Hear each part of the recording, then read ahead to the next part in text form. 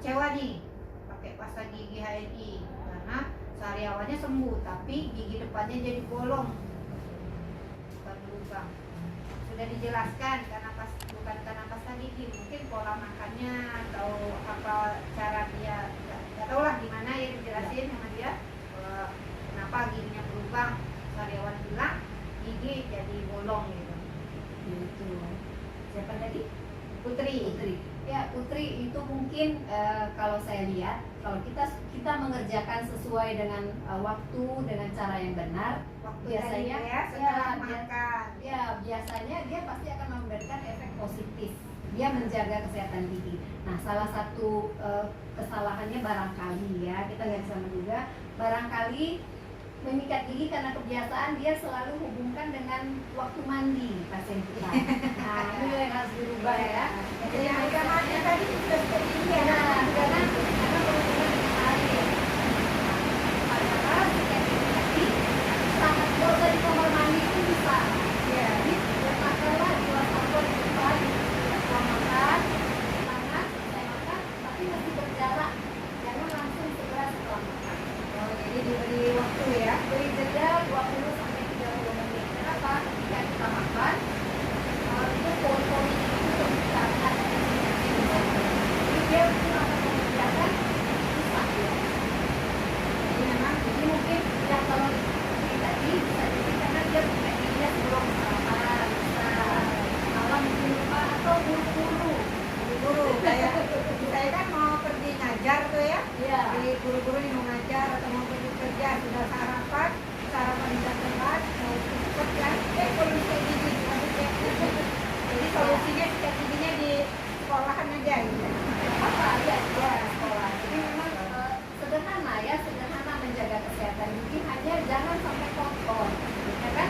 Sangat sederhana. Cuman karena faktor-faktor kebiasaan dihubungkan dengan mandi, nah itu yang harus kita ubah. Jadi merubah kebiasaan itu memang tidak mudah. Jadi mulai dari sekarang, ayo kita sama-sama merubah kebiasaan kita menuju pola-pola atau cara-cara yang sehat. Iya. Sikat giginya, apa guna kita menyikat gigi? Saya suka tanya ke pasien. Apa guna kita menyikat gigi? Dia bilang supaya gigi kita bersih, Bu Dokter. Saya bilang kalau mau sempurna saya tambahkan. Menyikat gigi gunanya adalah membersihkan sisa makanan. Jadi bukan hanya membersihkan gigi. Sudah sikat gigi kemudian makan lagi. Jadi ada stress point yang harus kita bawahi, bahwasanya yang harus kita buang itu adalah sisa makanan. Bukan hanya fungsi membersihkan. Wah, ini rame pertanyaan nih Bu Dokter. Teman-teman terima kasih ya. Ini ada Dina, anaknya Bu Rabiatul Husna ini. Dina Khairul Ulama. Nah, Assalamualaikum Bu Dokter. Izin bertanya, gigi ada infeksi di geraham kuntu, kali itu tadi. Ini sama yang tadi ya, udah jawab tadi. Jadi kalau diperiksakan ya, jawab tadi sama dengan pertanyaan. Penting segera dilihatkan ke dokter ya. Nanti mau diapain, nanti kita lihat. Kemudian ini dari Bu Asmi ya, dari Batu Raja nih, dan timnya Bu Luciana. Pertanyaan Dok, pada usia berapa anak-anak bisa cabut gigi? Usia berapa? Anak saya kelas 3 SD, giginya berlubang. Kalau ada makanan yang nempel di gigi terasa sakit, mesti jadi bekas.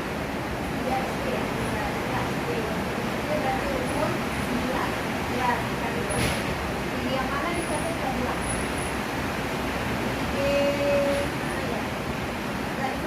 Karena sampai umur 9 tahun biasanya geraham dewasa. Nah ini saya perlu jelaskan ya, geraham dewasa tumbuh umur 6 tahun ya, ibu ya. Jadi 6 tahun ya. Umur 6 tahun setelah gigi depan tumbuh. Jadi berbarengan setelah gigi depan tumbuh, gigi geraham dewasa langsung tumbuh. Biasanya ibu nggak ingat tuh, nggak perhatikan justru. Dia merasa semua gigi itu harus ada gigi susunya dulu. Khusus untuk gigi geraham tetap yang tumbuh umur 6 tahun, tumbuh di belakang gigi geraham anak-anak itu langsung gigi tetap. Jadi mohon perhatian sekali lagi, gigi dewasa geraham tumbuh langsung jadi gigi dewasa. Tidak ada periode gigi susu. periode gigi susu. Jadi yang ada periode gigi susu itu adalah penggantinya geraham kecil.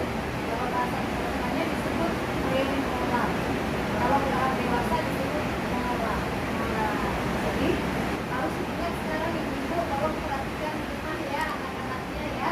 Kalau saran saya buat anak-anak yang masih umur di bawah 5 tahun, ibunya bertugas di rumah sebagai dokter gigi nih berarti dibantu anaknya menyikat gigi. Kenapa perlu dibantu? Karena biasanya anak-anak kan giginya tumbuh cuma baru 10 ya, baru dekat. Kalau gigi geraham dewasanya sudah tumbuh, artinya udah agak ujung ya. Anak-anak biasanya malas sampai ke ujung. Dia mual atau nggak mau sampai itu udah terbiasa tuh batasannya sampai gigi geraham. Ada geraham lagi ujung nggak kena sama dia. Jadi orang tua harus membantu di situ. Jadi di samping untuk membersihkan gigi anaknya membantu, satu lagi peran yang paling penting di situ adalah yang didapatkan orang tua manfaatnya.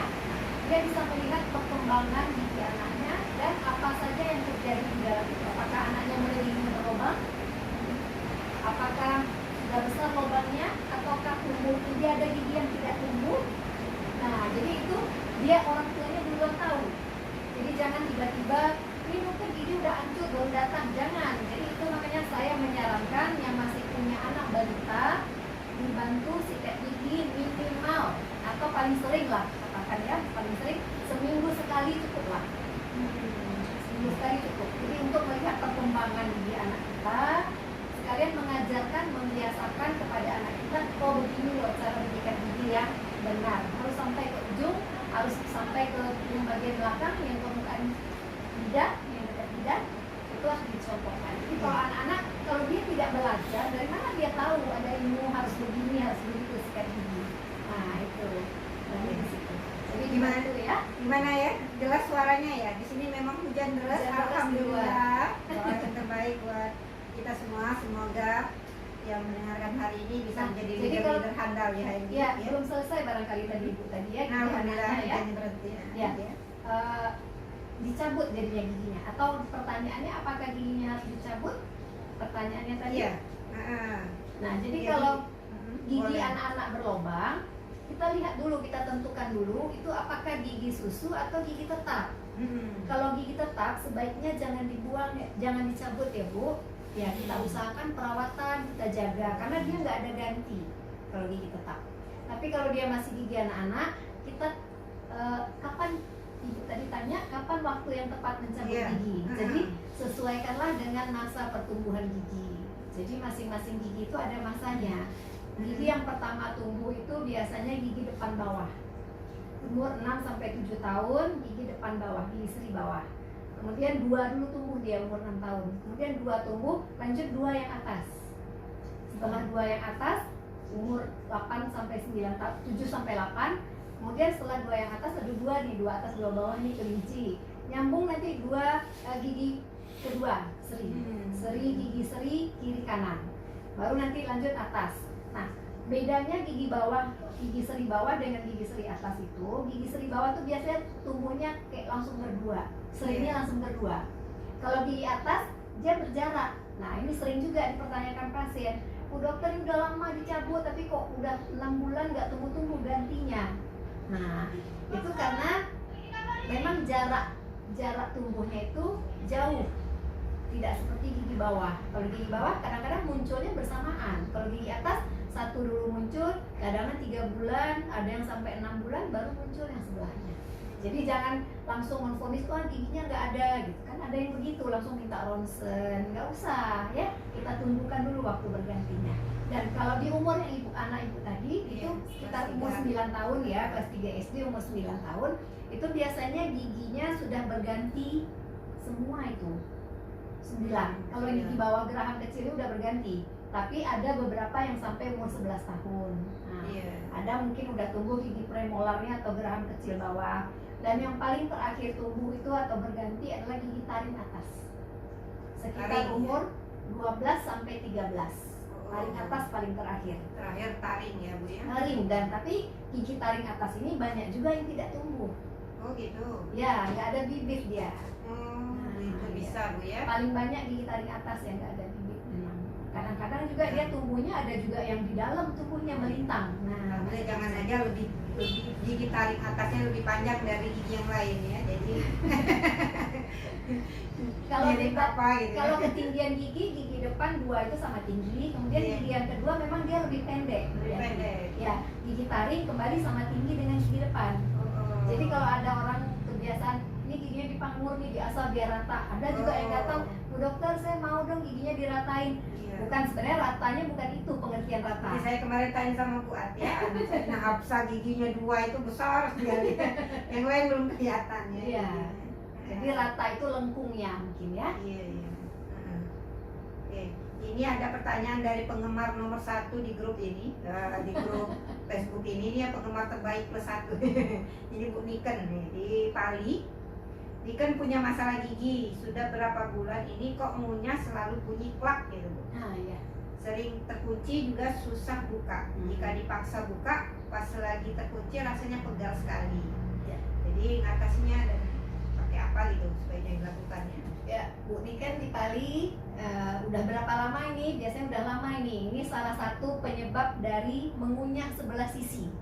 Nah, jadi hati-hati. Hal sepele yang selama ini kita rasakan biasa atau merasa enaknya di sini aja ngunyah, nggak nyaman di sebelah sini. Jadi pakainya kanan aja atau kiri saja. Atau Bu Niken giginya ada yang berlubang barangkali. Nah itu, jadi kalau Bu Niken selama ini mengunyah sebelah sisi, ayo balas dulu ke sebelah yang tidak dipakai selama ini Bu Yanti.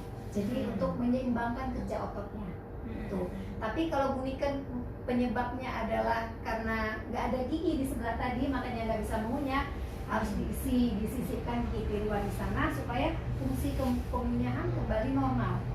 Jadi kenapa harus mengunyah dua-dua ya? Karena sendi kita di sini satu dipakai, dia satu kerja keras akan melenceng jadinya. Jadi bunyi klik itu adalah clicking, itu awal dari gangguan temporomandibular joint. Di sini ada sendinya, sendi rahang bawah itu begini posisinya. Nah, gini dia panggul. Nah, bilingnya gini. Jadi kalau kita mengunyah sebelah sisi, dia kerja keras, dia bisa melenceng keluar. Nah, itu baru tanda awal. Kalau tanda makin parah, masih digunakan sebelah sisi, dia bisa keluar dan pasien nggak bisa tutup mulut. Nah, ini yang jangan sampai terjadi. Jadi segeralah, karena tadi kebiasaan mungkin sebelah kanan, cepat-cepat alihkan ke sebelah kiri dulu, supaya dia balance. Jadi kerja keras tadi di kanan, kita pindahkan ke kiri. Kalau misalnya di kiri tidak bisa mengunyah, mungkin karena nggak ada gigi, diisi dulu. Itu saja. Jadi kita coba ngobati sendiri sebelum terjadi sampai dia klik nggak bisa tutup lagi, nggak bisa tutup, perlu tindakan obat bius di situ. Dibius, dilembutkan, dikasih obat penenang, dilemeskan ototnya, kan itu sakit sekali tindakan itu. Mesti dibantu, nggak bisa tutup mulutnya, dan ludahnya keluar terus nanti sakit. Nah itu jangan sampai terjadi. Ya. Atau yang paling berat, paling ekstrim dan paling susah itu ya operasi sendi untuk meletakkan kembali bongkol sendinya, dilakukan sendi. Nah, iya. ya. Oke, ada yang tanya lagi nih. Oh, ada ini dari Mbak Ami di BC 11 Palembang. Keren ilmunya Bu Dokter gigi, banyak yang harus diperbaiki untuk perawatan gigi. Ya, Mbak Ami dulu konsul ya waktu lagi hamil sakit gigi ya. Alhamdulillah. Sekarang udah 3 anak Mbak Ami. Selamat ya Mbak Ami ya. Kemudian di sini ada yang bertanya lagi. Oh jadi Dok, yang bertanya tadi kalau sikat gigi itu sehabis bangun tidur. Berarti sehabis bangun tidur bukan ya maksudnya? Setelah sarapan. Kalau sehabis bangun tidur ya kita bersihkan gigi ya biar aroma itu aroma karena mau sholat gitu kan, aromanya biar enggak ini. Nah yang berarti kalau sudah makan ada jedahnya dulu, sekitar 15 menit bisa ya? Bisa 15 sampai 30 ya, tergantung lah, tapi jangan segera. Jadi di situ pentingnya kenapa nggak perlu sikat gigi pagi bangun tidur, karena merasa kurang nyaman barangkali ya aromanya. Nah sebenarnya itu kalau kita menyikat gigi malam lebih sempurna, jadi sempatkanlah dari 2 waktu kita menyikat gigi, malam mau tidur itu kita lebih sempurna. Kalau perlu dengan penggantian pasta gigi sekali kali kalau saya Lamanya sarankan. sikat gigi itu bagusnya berapa, Bu? Ada kalau di mainan anak-anak tuh ada yang kucing sikat gigi itu 2 menit ya. Satu rahang lah ya. Ya, jadi berapa, ada 2 menit ya, Bu? Ya, 2 menit. Kadang Jadi kan cuman 1 menit kurang udah selesai. ya itu jadi set set set. Jadi idealnya 2 menit ya, Bu 2 ya. menit. Jadi sebenarnya kalau untuk malam atau untuk baru-baru sikat gigi, pasta gigi yang kita taruhkan tadi sedikit, gunakan saja untuk 1 rahang dulu. Nah, gunakan untuk 1 rahang, kemudian kita cuci. Nah, kemudian untuk lebih Kering ya, sempurna Bu, ya. ya. Jadi Nah, kalau cuci, kemudian letakkan lagi pasta gigi sedikit lagi, kita sikat yang bawah lagi. Nah, itu kalau untuk malam. Kalau pagi biasanya mungkin kita buru-buru ya. Tuh. Jadi nggak perlu bangun tidur, kita nggak perlu sikat gigi karena malam sudah bersih. Kalau malam sudah bersih, pagi nggak perlu. Kalaupun perlu, sebenarnya yang berfungsi membersihkan sisa makanan ya sesudah sarapan Ya, tadi. tapi memang untuk menjaga, kalau sunnahnya bersiwak. Kalau Ya. manusia memang bersiwak untuk Ya, di waktu-waktu sholat Ya, ya. bisa, itu. Boleh itu tambahan boleh lagi, itu. tapi untuk yang kesehatan gigi. mencegah karang giginya tadi Ya. sebaiknya yang minimal tadi 2 itu udah, Bu ya, Dua. 2 waktu itu. Tapi kalau memang untuk nambah lebih cepat tumpunya juga kan. Maka sikat giginya tuh setiap mau sholat ya, sikat gigi lebih bersih lagi. Jadi nanti kalau pemakaian pasta gigi ini bisa, Bu dokternya, kita misalnya di kamar mandi kita ada 3 pasta gigi nih. Kita mau hari pagi mau pakai yang Yang propolis, gitu. Nanti pakai yang PGH Siwa, ini boleh Bu ya? Boleh, Ganti-ganti gitu. sangat boleh, nggak ada masalah itu selama semuanya labelnya hijau ya. Iya. Ada yang bilang Bu, dan saya sendiri ya, dan juga beberapa yang pernah pakai pasta gigi propolis ini pada awal penggunaan tuh Itu propolis ya. ya, yang propolis ini terasa ngilu awalnya, Bu. Itu tandanya dia tadi mungkin karena kata Ibu tadi bisa menghilangkan karang gigi tadi ya. Ya. Awalnya terasa ngilu awalnya. Karena ada kandungan garam bukitnya. Yang pasti kalau ada herbal itu dia ada proses detoxnya lah pasti ya, ya. ya, pembersihannya ya. Ya, itu. Jadi jangan berarti nanti ngilu nanti berbahaya nih kayak ini, enggak, tapi Ya. dianya penyesuaian dan Bahkan malah yang lebih membersihkan ya. bahkan yang lebih ekstrim lagi kalau dia nggak biasa sampai menyikat gusi, awal-awal gusinya tuh berdarah. Berdarah. Oh Ya, iya, ada kalau kemarin habis juga membersihkan itu. karang gigi, Mm-mm. berdarah lagi. Mm-mm. Kok masih berdarah, jadi saya takut, makanya saya nggak sikat bagian gusinya, Bu dokter, ada yang cerita Iya. begitu. Nah, Ah. kenapa dia berdarah? Karena ada radang gusi, di sana masih ada sisa-sisa radang. Ada Jadi sisa setelah gigi kita dibersihkan dengan metode pembersihan karang gigi, kemudian dokter pasti menganjurkan sikat gigi ya, pakai pasta gigi yang herbal ini. Nah, dia bisa membantu pemulihan gusi. Iya, Nah, iya. jangan terkejut kalau nanti ketika awal-awal sikat gigi dia masih berdarah. Jadi jangan heran, itu normal. Kenapa? Darah di situ adalah darah dari sisa radang. Jadi tetaplah menyikat gigi seperti yang kita anjurkan. Jadi gusinya disikat, giginya disikat. Lama-lama nanti darahnya berkurang dan habis. Jadi kalau radangnya udah sembuh, otomatis darahnya udah nggak ada lagi. Jadi itu cuman darahnya karena sisa radang. Iya, iya gitu ya. Memang kemarin ada yang Bu dokter, saya pakai pasta gigi ini kok malah keluar darah. Ternyata karena memang dia ada radang. Iya. Keluar. Pakai terus, jangan Jangan malas berhentikan, untuk takut. ya. Sama kayak ibu menyusui lah. Kalau dia bengkak, takut nyusui tambah bengkak ya. Iya. Ini ada dari BC 11 ya, Bu Ami tadi. Anaknya yang usia 5 dan 6 tahun, bagian depannya itu gigi bagian depannya masing-masing di sampingnya itu sudah enggak sempurna. Ya, tumbuhnya itu rusak, ya? kecil-kecil giginya. Bawah. Apakah nanti akan rapuh sendiri dan terganti dengan gigi baru? Oh, gigi susu ya. Anak saya rajin sikat gigi pagi, siang, dan malam. Bu Ami ya. Bu Ami. Iya, Bu Ami. Ya Bu Ami, berarti anaknya belum 6 tahun berarti ini ya? Baru 5 tahun? 5 dan 6. Dari 5 dan 6 Ada tahun. pertama sama keduanya. Ya. Nah itu masih dalam periode gigi susu semuanya itu Bu Ami. Jadi dijaga gigi susu. Apa yang membedakan gigi susu dengan gigi dewasa? Biasanya ukurannya. Ukurannya lebih kecil. Kemudian warnanya juga. Warna gigi susu lebih putih. Makanya disebut gigi susu. Nah, gigi. Ya, tumbuh patah. Kok gigi anak saya ini ukurannya lebih besar, malah dia terkejut kan, takutnya nggak cukup. Nah, nggak usah terkejut, nggak usah takut, karena ada proses pemunyahan, proses pertumbuhan rahang.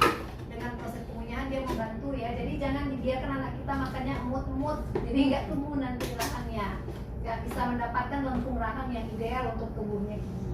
Nah, jadi untuk Ibu Ami palingan perlu diperhatikan itu saja, tetap dijaga kesehatan gigi anaknya.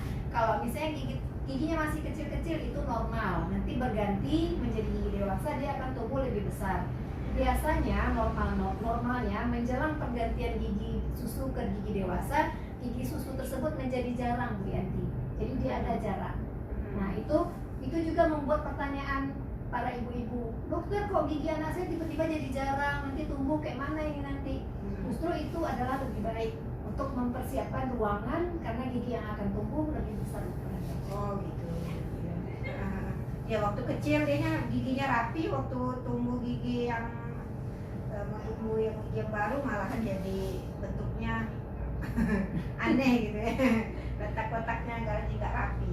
Ternyata itu perbaikannya ya, nanti akan ada tumbuh, ada Cukup jaraknya, ruangannya. ya. Kalau misalnya kebentur ada yang giginya permanen, apa persisten, apa namanya Bu? Istilahnya Persistensi, itu gigi susunya masih ada, gigi permanennya sudah tumbuh. Maka harus dicabut ya, segera dicabut. Nah, itu juga ibu-ibu juga suka bertanya tuh, Bu dokter bisa nggak itu tumbuhnya kan di belakang? Apa anak saya mesti pakai behel nih supaya dia maju ke depan? Enggak, inilah karunia Allah, kuasa Allah. Kenapa? Dia akan tumbuh, gigi itu tumbuh beda dengan pohon. Misalkan kita lihat pohon itu biasanya akarnya sempurna dulu, dia baru tumbuh batangnya. Kalau gigi keluarnya dulu dia, baru sempurna bawahnya baru dia muncul sedikit-sedikit. Itu makanya dia lebih mudah bergeser ke tempat yang seharusnya dia berada. Jadi nggak usah cemas ibu-ibu ya. Kalau gigi anaknya tumbuh tadi di belakang karena masih ada gigi susu, dibuang gigi susunya, lama-lama nanti perkembangan rahang sama perkembangan akar gigi dia akan maju ke depan karena akarnya belum ada, lebih mudah dia bergeser. Nah, jadi itu makanya juga jangan buru-buru pasang behel. Kalau akar gigi belum sempurna, nanti dia ketarik, jadi meliuk malah jadi akarnya. Wah, banyak sekali nih ilmunya. Ya, ada alhamdulillah. Testimoni Bu Apriani Anwar yang Sariwan. Nah, ya yang pasien Bu At sendiri ya Bu ya, Bu Apriani yang kemarin udah dia testimoni dalam cerita pada kita bagaimana beliau sudah jutaan uangnya terbuang Bu ya, bukan terbuang sih, terpakai untuk berobat gigi karena sariawan. Kalau sariawan demam sampai gimana Bu ya? Susah makan, bibir bengkak semuanya ya, susah. Alhamdulillah bertemu sama Bu At di rumah sakit Bunda kayaknya. Di rumah sakit swasta dia bertemu Bu At, dianjurkan untuk beralih pasta gigi. Dia akhirnya Ibu anjurkan ya ke Asyifa untuk pakai pasta gigi. Itu udah beli juga sama saya. Mungkin selanjutnya dia Selanjutnya habis ya. Alhamdulillah dia ketemu saya 3 bulan kemudian cerita bahwa alhamdulillah dengan menggunakan ini dia nggak lagi sariawan yang parah gitu ya. Karena seperti yang tadi saya bilang di awal, kandungannya adalah siwak. Fungsi utama siwak tadi di samping membersihkan gigi, dia juga menyehatkan gusi. Nah, ada daun sirih kan di sini? Iya, daun sirih. Daun sirih menyembuhkan radang. Jadi udah lengkap di sana itu dengan bahan alami. Jadi kita nggak perlu lagi. Satu yang perlu diingat ya teman-teman semuanya, sahabat-sahabat, penggunaan obat kumur. Kebiasaan katanya belum sempurna kalau tidak menggunakan obat kumur, Bu Yanti. Jadi kalau saya bilang itu sebenarnya salah, ya salah. Karena dengan terus-terusan kita menggunakan obat kumur, bukan hanya bakteri yang jahat yang rusak, justru bakteri baik yang kita perlukan untuk mengunyah, untuk menghancurkan makanan, untuk melumatkan makanan itu ikut rusak. Jadi penggunaan obat kumur hanya di waktu-waktu tertentu dan sesuai rekomendasi dari dokter. Jadi stop penggunaan obat kumur. Mungkin kalau misalnya kita itu kumur-kumur lagi perjalanan Bu, ingin kan mau sikat gigi nggak bisa, tapi habis makan di perjalanan boleh nggak kita ambil pasta gigi, kita kunyah-kunyah, kumur-kumur, kemudian kita buang gitu dengan pasta gigi. boleh, nggak apa-apa. Dan ada satu lagi alat kesehatan gigi untuk membersihkan sela-sela gigi. Saya mengingatkan lagi penggunaan tusuk gigi, Bu Yanti. Mungkin belum ada yang ditanya. Iya, ada yang pakai tusuk gigi tuh harus Ya. wajib biasanya setiap rumah makan ada tusuk giginya. Jadi penggunaan tusuk gigi sangat merusak, Oh, merusak malah. sangat merusak. Jadi kenapa saya bilang sangat merusak? Tadi niat awalnya adalah Ya. mengeluarkan sisa makanan Ya. yang Ya. terselip. Hmm. Dengan menggunakan tusuk gigi, Ya. justru sebaliknya malah Malah masuk deh. makanan makin terdorong masuk ke dalam lubang, ke dalam gusi. Nah, makin dalam, makin besok kita masuk tusuk dari lagi, lorong makin pempek lama senar. makin masuk lagi. Oh, Nah, gitu. jadi itu lagi tersembunyi Dari di pempek dalam, senar itu masuk yang bikin dikit. dia tiba-tiba bengkak, giginya nggak berlubang tiba-tiba bengkak. Hmm. Jadi dari segi kesehatan, jangan agak jauh ke pinggir jalan tadi. menggunakan tusuk gigi, tapi gunakanlah benang Hah? gigi. Jadi Iya. benang gigi itu membersihkan sela-sela gigi. Kemudian di ujungnya itu ada seperti tusuk gigi, tapi dibuat ujungnya Di mana bengkok. mas jalannya bapak? Jadi penggunaan tusuk gigi itu sebenarnya adalah bukan ditusuk tapi didongkrak. Tidak kuat. Nah, dicongkel keluar, Oh, kemudian kita oke. sikat gigi. Jadi kalau kita tusuk itu benar-benar Sekarang lagi cari mana pak? penyakit. Oh, jadi ya sebaiknya. Jangan sama Masih di sekali Palembang kita- bapak. Sekarang jam 3. Toko kami lah tutup. Baik. Kita lanjut ya Bu ya. Ya. Yo, Ini kaget main di bela bapak kalau lagi mana lagi untuk ini pagi ada sore yang kabar lagi. di apa di siang malam kabari bapak. Eh, Iya iya iya iya. Iya. Iin Febriani Iya, dari iya. Pendopo ya. Pendopo Pali juga di dari Pali. Anak Iin usianya 5 tahun. Gigi depannya sudah ompong. 5 tahun gigi depannya ompong karena jatuh di usia 4 tahun. Bawah ke atas bilang? Apa? Bawah atau atas?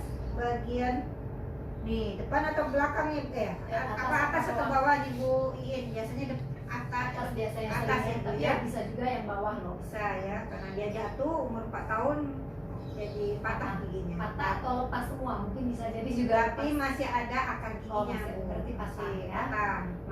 Jadi masih membentuk gigi tapi buat makan sudah nggak ada lagi. Pertanyaannya apakah itu bisa lepas sendiri seperti gigi normal atau harus ke dokter gigi untuk karena ini sekarang hampir 6 tahun usianya. Kalau pergantian gigi normalnya gigi susu itu ini Allah ya, karunia Allah juga. Kenapa dia mudah dicabut? Karena begitu gigi permanen mau keluar, mau muncul, dia mengeluarkan suatu zat yang merusak akar gigi susu. Jadi sering kan kita menemukan gigi susunya goyang, itu proses yang sangat normal alamiah. Cabut dikit aja lepas Bu ya. Lepas dia, kadang Goyang akarnya sendiri. sudah nggak ada di situ. Jadi bagian dirusak. atas katanya. Ya, atas atau bawah semua gigi susu biasanya akarnya itu di ada zat yang dikeluarkan oleh gigi permanen untuk merusak gigi susu, akar gigi susu. Jadi akarnya habis, jadi giginya goyang dan mudah dicabut. Tapi itu tidak selalu terjadi. Oh. Nah, kalau itu tidak ada, zat itu tidak ada, sering terjadi gigi susunya masih ada, gigi tetapnya sudah tumbuh, ya kan? Iya, Nah, iya. itu tetap segera dicabut saja walaupun akarnya masih ada. Jadi dia nggak goyang. Jadi tidak harus menunggu goyang, tapi perhatikanlah sudah keluarkan gigi permanennya. Jadi saat yang tepat mencabut gigi susu adalah ketika gigi permanen muncul di permukaan gusi. Jadi jangan goyang sedikit cabut, jangan. Iya, iya. Atau nunggu goyang beneran, nggak juga. Kalau dia nggak goyang-goyang, gigi permanen sudah tumbuh, segera dicabut. Ya teman-teman masih banyak pertanyaannya tapi karena waktu kita juga terbatas ya.